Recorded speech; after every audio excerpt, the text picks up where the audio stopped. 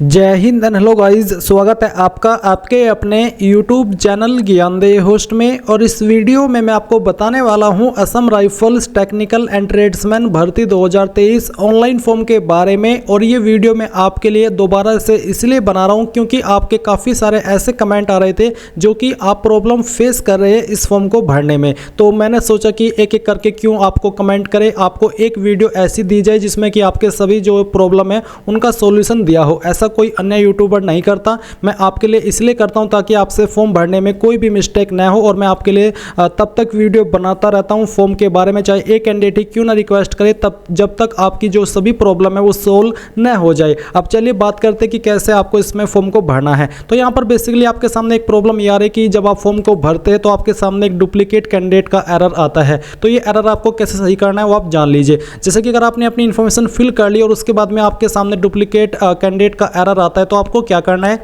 जो मैंने लिंक दिया है आपको हमारी वेबसाइट का इस वीडियो के डिस्क्रिप्शन में, ये ओपन करने के बाद में आप यहाँ पर जैसे ही अप्लाई ऑनलाइन लिंक ओपन करते हैं तो आपके सामने कुछ ऐसा इंटरफेस आता है। तो यहाँ पर अगर आपके सामने डुप्लीकेट कैंडिडेट का एरर आया है तो आप रिप्रिंट फॉर्म पर क्लिक करेंगे। इस पर क्लिक करने के बाद यहाँ पर आपको आपकी ईमेल आईडी एंटर करनी है और फिर आपने जो डीओबी सिलेक्ट की थी फॉर्म को भरते समय, भले ही आपका फॉर्म सबमिट ना हुआ हो, वो आप यहाँ पर आपकी डेट ऑफ बर्थ डालेंगे एंड यहाँ पर एक कैप्चा कोड फिल करके गेट डिटेल्स पर क्लिक करेंगे। इस पर क्लिक करने के बाद में जो आपका फॉर्म सेव हुआ है वो यहाँ पर आप आ जाएगा। आप उसको यहीं से दोबारा से एडिट करके आगे का प्रोसेस कंप्लीट कर पाएंगे। जी हाँ, आपने सही सुना, यही उसका जो प्रॉब्लम है आपकी डुप्लीकेट कैंडिडेट की, उसका सॉल्यूशन है। एंड गाइज यहाँ पर एक कमेंट मैंने देखा था कि आपको फोटो अपलोड करने में प्रॉब्लम आ रही है। तो बेसिकली आपके फोटो का जो फॉर्मेट है वो जेपीजी में होना चाहिए। साइज वहीं पर आपको दिया है कि कितने साइज में रहना चाहिए। अब बात करते कि कैसे आपको अप्लाई करना है शुरू से लेकर के आखिरी तक। मैंने डुप्लीकेट एरर का जो प्रॉब्लम है वो बता दिया। अब यहाँ पर वन बाय वन बाकी की जानकारी को देखेंगे कि कैसे फॉर्म को भरना होगा। तो ये आप जैसे लिंक ओपन करेंगे आपके सामने इस भर्ती की जानकारी आ जाएगी। ये जानकारी चेक करते हुए आप आएंगे और आपको अप्लाई ऑनलाइन लिंक इसके ऊपर क्लिक करना है। यहाँ पर आपको आपका जेंडर सेलेक्ट करना है, स्टेट ऑफ ओरिजिन यानी कि कौन से स्टेट के आप स्थायी निवासी है वो स्टेट आपको सेलेक्ट कर लेनी है। कौन से ट्रेड पर आप अप्लाई करना चाहते हो वो ट्रेड आपको यहाँ पर सेलेक्ट कर लेना है। फिर आता है चूज अप्लाइड कास्ट, कौन सी कास्ट से आप अप्लाई कर रहे हैं, एससी या फिर ओबीसी। इन्हीं पर ये वाली पोस्ट अवेलेबल है, इसलिए यहाँ पर इन्हीं दो का ऑप्शन दिया गया है। तो आपको यहाँ पर वो सिलेक्ट कर लेना है। फिर यहाँ पर गाइज आपके सामने वो क्वालिफिकेशन आ जाएगी। जो भी पोस्ट पर आप अप्लाई कर रहे हो उस पर जो क्वालिफिकेशन चाहिए अप्लाई करने की, वो यहाँ पर आपको इस वाले सेक्शन में देखने को मिलेगी। जैसे कि अगर आप यहाँ पर हवलदार कलर के अलावा कोई अन्य पोस्ट सिलेक्ट करते हैं तो उस पर जो क्वालिफिकेशन चाहिए अप्लाई करने के लिए उसका विकल्प आपको देखने को मिलेगा। यानी अगर आपको किसी अन्य पोस्ट पर अप्लाई करना है तो उस पर जो क्वालिफिकेशन चाहिए वो क्वालिफिकेशन आप यहाँ पर देख सकेंगे। तो ये सभी जानकारी चेक करने के बाद अब आप आई अग्री पर क्लिक करेंगे। नाउ गाइज आपके सामने कुछ ऐसा इंटरफेस आएगा जहां पर आपको सबसे पहले प्राइमरी इंफॉर्मेशन में आपका टाइटल मिस्टर ही रहने देना है एंड जो मैरिटल स्टेटस है वो आपको बताना है कि सिंगल हो या फिर मैरिड। फिर आपको आपका आधार नंबर एंटर करना है। देन यहाँ पर आपको आपका फर्स्ट नेम 10th के सर्टिफिकेट के अकॉर्डिंग एंटर करना है। यहाँ पर आप मिडिल नेम डालेंगे, नहीं तो आप खाली छोड़ देंगे अगर आपका नहीं है। इसके बाद आपको लास्ट नेम एंटर करना है। फिर आपका जो फादर का फुल नेम है वो आपको यहाँ पर एंटर करना है 10th के सर्टिफिकेट के अकॉर्डिंग ही। और ये एंटर करने के बाद में आप यहाँ पर आपकी मदर्स का नेम एंटर करेंगे, जो भी आपकी माताजी का नाम है।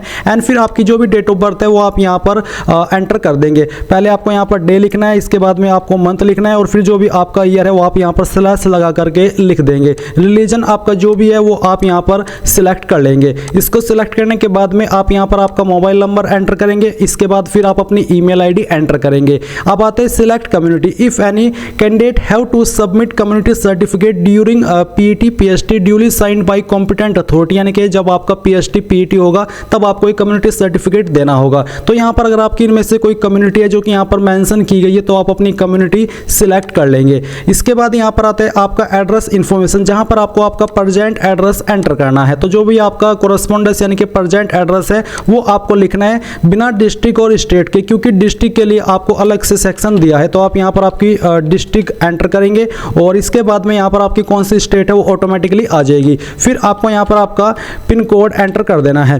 पिन कोड एंटर करने के बाद में यहाँ पर नीचे है परमानेंट एड्रेस। अगर आपका कोरेस्पोंडेंस यानी कि प्रेजेंट और परमानेंट एड्रेस अलग अलग है तो आप यहाँ पर इसके ऊपर टिक करेंगे। अगर आपका प्रेजेंट और परमानेंट एड्रेस एक है तो आप इसको ऐसे ही रहने दीजिए, इसके ऊपर टिक मत कीजिएगा। फिर यहाँ पर आपको बोला है size for all below documents for upload each should be between 50 से 80 KB, यानी कि आपको यहाँ पर जो डॉक्यूमेंट अपलोड करना है उसका साइज 50 से 80 KB के बीच में फॉर्मेट JPG का रहना चाहिए। तो यहाँ पर गाइज आपकी जो कास्ट है वो आपको दी गई है, तो इनमें से जो भी आपकी कास्ट है वो आप यहाँ पर एंटर करेंगे। जैसे कि यहाँ पर मैं अपनी जो कास्ट है वो एंटर करता हूँ। ये एंटर करने के बाद में यहाँ पर जो आपका कास्ट सर्टिफिकेट है वो आपको अपलोड करना है। अगर आपकी कास्ट SC ST OBC या फिर EWS है तो आप यहाँ पर तभी सर्टिफिकेट अपलोड करेंगे, अन्यथा आपको अपलोड करने की आवश्यकता नहीं है। अब गाइज मैं आपको बताने वाला हूँ SK बुक्स की असम राइफल्स टेक्निकल और ट्रेड्समैन बेस्ट बुक के बारे में, जिसके माध्यम से आप अपने एग्जाम की प्रिपरेशन कर सकते हैं। एंड जैसे कि मैंने कहा कि ये SK बुक्स द्वारा पब्लिश है और SK बुक्स इंडिया का one of biggest book publication house है जो कि कॉम्पिटिटिव एग्जाम की बुक जारी करता है। तो यहाँ पर बेसिकली ये आपकी बेस्ट बुक SK बुक्स ने जारी की है, जो कि आप इंग्लिश और हिंदी दोनों के अंदर परचेज कर पाएंगे। ये आपको जो लेटेस्ट न्यू एग्जाम पैटर्न है और सिलेबस है उसके अकॉर्डिंग बुक तैयार की गई है, जिसको कि आप इंग्लिश और हिंदी दोनों लैंग्वेज में अगर बाय करना चाहे कर सकते हैं। एंड यहाँ पर गाइज इनके जो प्रैक्टिस पेपर की बुक है वो भी आती है। इन दोनों बुक को बाय करने का लिंक वीडियो के डिस्क्रिप्शन में दिया है। ये जो आपका प्रैक्टिस पेपर है आप इसको भी बाय कीजिएगा, इसमें आपके 20 पेपर्स मिलेंगे जो कि आपकी काफ़ी हेल्प करेगा इस एग्जाम को क्लियर करने में। तो जाइए वीडियो के डिस्क्रिप्शन में इन बुक को बाय करने के लिंक्स दिए हैं, बाय कर लीजिए। इसके बाद में यहाँ पर आती है क्वालिफिकेशन की जानकारी। तो यहाँ पर सबसे पहले आप 12th की इन्फॉर्मेशन देंगे। तो 12th आपने किस बोर्ड से किया है वो बोर्ड आपको यहाँ पर सेलेक्ट करना है। कुछ बोर्ड के विकल्प आपको यहाँ पर देखने को मिल जाएंगे, तो जो भी आपका बोर्ड है वो आप यहाँ पर सेलेक्ट कर लीजिए। अगर स्टेट बोर्ड है तो वो भी आप यहाँ पर सेलेक्ट कर सकते हैं। फिर आपको बताना कि किस साल के अंदर आपने ये जो क्वालिफिकेशन है वो पास की है। टोटल मार्क्स क्या थे वो आपको यहाँ पर एंटर करने हैं और उसमें से जो नंबर आपको आए थे वो आपको यहाँ पर एंटर करने हैं। परसेंटेज आपकी यहाँ पर ऑटोमेटिकली कैलकुलेट कर ली जाएगी। इसके बाद गाइज यहाँ पर क्वालिफिकेशन के सेक्शन में अन्य क्वालिफिकेशन का सेक्शन भी है, जैसे कि डिप्लोमा या फिर ग्रेजुएशन या फिर BEd या फिर मास्टर डिग्री अगर आपके पास है और आप जानकारी देना चाहते तो आप यहाँ पर क्वालिफिकेशन को सिलेक्ट करेंगे। एंड फिर बाकी की जानकारी ऐसे ही भरेंगे कि आपने किस यूनिवर्सिटी या फिर इंस्टीट्यूट से आपकी ये क्वालिफिकेशन की है, किस साल के अंदर पास की है, टोटल मार्क्स क्या थे और कितने नंबर आपको उसमें से प्राप्त हुए थे। अगर आपके पास कोई अन्य क्वालिफिकेशन है तो आप यहाँ पर डिटेल्स ऑफ टेक्निकल क्वालिफिकेशन के अंदर उस क्वालिफिकेशन का नाम देंगे। यहाँ पर आपको बोर्ड यूनिवर्सिटी का नाम देना है जहाँ से आपने की है, जिस बोर्ड से की है, पासिंग ईयर भरेंगे, टोटल मार्क्स एंटर करेंगे, जो नंबर आपको प्राप्त हुए तो वो आप यहाँ पर डालेंगे एंड परसेंटेज आप यहाँ पर लिख देंगे। अगर आपके पास कोई 12th के अलावा अन्य क्वालिफिकेशन नहीं है तो आप इसको खाली छोड़ सकते हैं, कोई भी प्रॉब्लम वाली बात नहीं है। इसके बाद आता है डिटेल्स ऑफ अदर क्वालिफिकेशन। अगर आपके पास कोई और भी क्वालिफिकेशन है, कोई ट्रेड सर्टिफिकेट है, कोई कोर्स है, तो आप यहाँ पर उस कोर्स या ट्रेड का नाम देंगे। यहाँ पर आपको बताना है कि कहाँ से आपने वो किया है, किस साल के अंदर पास किया और आपके मार्क्स कितने थे वो आप यहाँ पर लिख देंगे।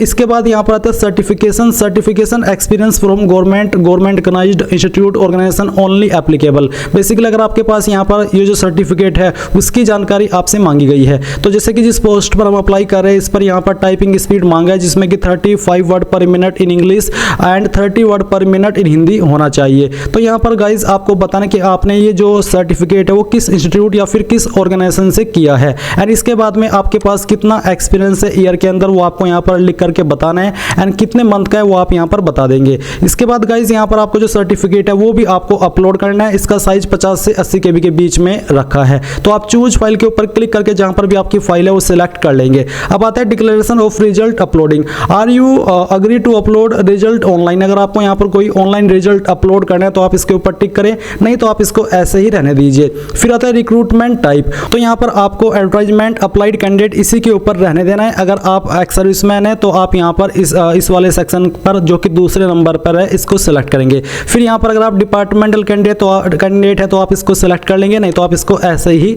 रहने देंगे। अब आता है आपका यहाँ पर डॉक्यूमेंट। यहाँ पर बोला है कि size for photo and marksheet document each should be 30 से 50 KB एंड ID डॉक्यूमेंट 50 से 80 KB। यानी कि जो आपका फोटो और मार्कशीट है इसका साइज तो 30 से 50 KB के बीच में होना चाहिए एंड जो आपका ID डॉक्यूमेंट है इसका साइज 50 से 80 KB के बीच में होना चाहिए। तो आप यहाँ पर चूज फाइल के ऊपर क्लिक करेंगे एंड जहाँ पर भी आपकी फोटो फाइल है वो आपको सिलेक्ट करनी है। इस तरह से आप सिलेक्ट करेंगे, ओपन करेंगे तो आपकी फाइल का नेम आ जाएगा। अब आपको यहाँ पर 10th का जो सर्टिफिकेट है वो आपको अपलोड करना है। जहाँ पर भी आपका सर्टिफिकेट है वो आप यहाँ पर सिलेक्ट कर लेंगे और इसको यहाँ से आप इस तरह से ओपन कर देंगे। इसके बाद जो आपका ID डॉक्यूमेंट है तो आपको यहाँ पर कोई एक ID सेलेक्ट कर लेनी, जैसे कि residential certificate, permanent residential certificate, Aadhaar card. तो कोई एक ID आप यहाँ पर सिलेक्ट करेंगे। जो भी ID आपने सिलेक्ट किया उसी का डॉक्यूमेंट आपको यहाँ पर अपलोड कर देना है। अब यहाँ पर आपसे क्रिमिनल प्रोसीडिंग डिटेल्स पूछिए, जैसे कि वेदर एनी FIR और क्रिमिनल केस अगर आपके ऊपर है तो आप यहाँ पर इसके ऊपर टिक करेंगे, नहीं तो आप इसको अनटिक रहने देंगे। तो अगर आपके इनमें से ऊपर कोई भी चीज़ लागू होती है जो यहाँ पर आपसे सवाल पूछे तो आप उसके ऊपर टिक करेंगे। बेसिकली आप इनमें से किसी के ऊपर भी टिक मत कीजिएगा।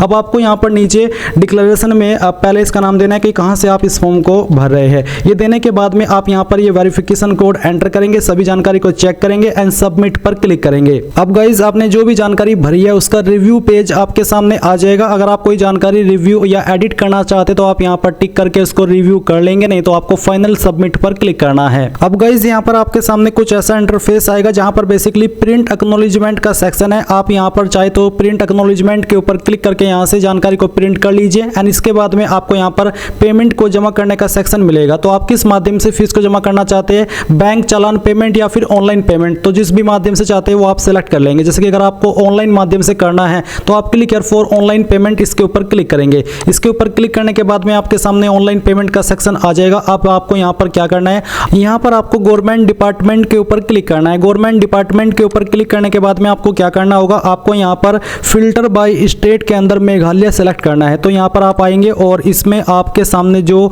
सेक्शन है मेघालय का वो आप सिलेक्ट कर लेंगे। मैं यहाँ पर सर्च करता हूँ और मेघालय सेलेक्ट कर लेता हूँ। अब मेघालय सेलेक्ट करने के बाद में आपको सेलेक्ट करना है एचकाउंट DJR रिक्रूटमेंट ब्रांच, तो आपको यहाँ पर ये सेलेक्ट कर लेना है। इसको सेलेक्ट करने के बाद में अब यहाँ पर आपको जो अगला इंटरफेस सेलेक्ट करना है वो है आपका यहाँ पर आपका बेसिकली पेमेंट कैटेगरी। तो आप यहाँ पर क्लिक करेंगे एंड जो आपकी पेमेंट कैटेगरी है B एंड C वो आप सिलेक्ट कर लेंगे। जिस भी पोस्ट पर आप अप्लाई करें उसके अकॉर्डिंग आपको यहाँ पर सेलेक्ट करना है। तो चलिए हम यहाँ पर इसको सेलेक्ट कर लेते हैं। अब आपके सामने यहाँ पर कुछ ऐसा इंटरफेस आ जाएगा। अब आपको यहाँ पर क्या करना है, आपको आपका नाम एंटर करना है, फादर का नेम एंटर करना है, डेट ऑफ बर्थ एंटर करनी है एंड जिस ट्रेड पर आप अप्लाई कर रहे हो ट्रेड आपको यहाँ पर सेलेक्ट कर लेना है। फिर आपको यहाँ पर आपकी कैटेगरी सेलेक्ट करनी है। इसके बाद में आपको आपकी स्टेट सेलेक्ट कर लेनी है, जो भी आपकी स्टेट है एंड इसके बाद में आपको यहाँ पर आपके पेमेंट का अमाउंट देखने को मिलेगा। रिमार्क्स में आप यहाँ पर फी लिख सकते हैं एंड फिर यहाँ पर आपको एंटर योर डिटेल में बताना कि इंडिविजुअल है या ऑर्गेनाइजेशन, बेसिकली इंडिविजुअल ही रहेगा। एंड यहाँ पर फिर से आपको आपका नाम एंटर करना है जो कि आपने फॉर्म के अंदर भी भरा है।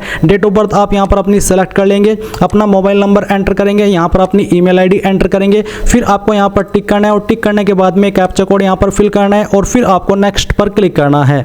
इसके बाद में गाइज यहाँ पर आपने जो भी जानकारी भरी है आपको एक बार फिर से वेरीफाई करनी है एंड फिर से आपको यहाँ पर नेक्स्ट के ऊपर क्लिक करना है। नेक्स्ट पर क्लिक करने के बाद में आप यहाँ पर जिस भी माध्यम से फीस को जमा करना चाहते हो वो आप सेलेक्ट कर लेंगे, जैसे कि स्टेट बैंक ऑफ इंडिया और इसके अलावा अदर बैंक की इंटरनेट बैंकिंग, कार्ड पेमेंट, रुपए का, क्रेडिट का या फिर प्रीपेड ब्रांच। तो बेसिकली जिस भी माध्यम से करना चाहते हो आप कर सकते हैं। यूपीआई का माध्यम भी आपको यहाँ पर दिया है, तो अगर आप यूपीआई सेलेक्ट करते हैं तो आपको बताना है कि वर्चुअल प्राइवेट जो आईडी होती है उसके माध्यम से कर रहे हैं या फिर क्यूआर कोड के माध्यम से। तो कोई भी एक माध्यम, जैसे कि मैंने यहाँ पर क्यूआर कोड के आप इसको स्कैन करेंगे और अपनी फीस जमा कर देंगे। जैसे ही फीस जमा हो जाएगी आपको इसी वेबसाइट पर रिडायरेक्ट किया जाएगा जहाँ से आपने फॉर्म फिल करना स्टार्ट किया था और आप अपने फॉर्म का फाइनल प्रिंट आउट ले पाएंगे। तो गाइज इस प्रकार से आप लोग Assam rifles tradesman online form 2023 को रजिस्ट्रेशन से लेकर के प्रिंट तक के भर पाएंगे। आई होप आपको पूरी जानकारी पसंद आई होगी। कोई सवाल कोई डाउट रह गया किसी भी जानकारी को लेकर के तो आप कमेंट के माध्यम से पूछ लीजिएगा। So thanks for watching. जय हिंद।